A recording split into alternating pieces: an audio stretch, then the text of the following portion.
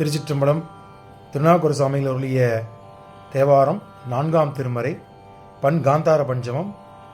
தலம் புது. பதிகம் புது. பதிகம் நமச்சிவாய திருப்பதிகம். 2ஆம் பாடல் பூவினு கருங்கலம்.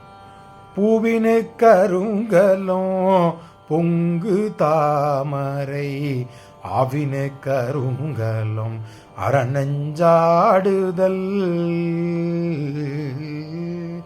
பூவினு கருங்கலம் பொங்கு தாமரை ஆவினு கருங்கலம் அரணஞ்சாடுதல்.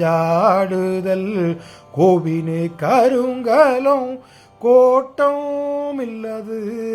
கோவினு கருங்கலம் கோட்டம் இல்லது. நாவினு கருங்கலம் நமச்சி வாயவே. நாவினு கருங்கலம் நமச்சி வாயவே. பூவினு கருங்கலம் பொங்கு தாமரை ஆவினு கருங்கலம் அரணஞ்சாடுதல். கோவினு கருங்கலம் கோட்டம் இல்லது. நாவினு கருங்கலம் நமச்சி வாயவே. நாவினு கருங்கலம் நமச்சி வாயவே. நமச்சி வாயவே. நமச்சி வாயவே. திருச்சிற்றம்பலம். திருச்சிற்றம்பலம். இந்த 2ஆம் பாடலோட விளக்கத்தை பார்த்து விடலாம். இதில் அப்பர் சுவாமிகள் என்ன சொல்கிறார் அப்படின்னா, ஒவ்வொரு நிலையும் ஆபரணத்தோடு ஒப்பிடுகிறார். அதாவது பூக்களுக்கு அருங்கலம் என்னென்னா பொங்கு தாமரை.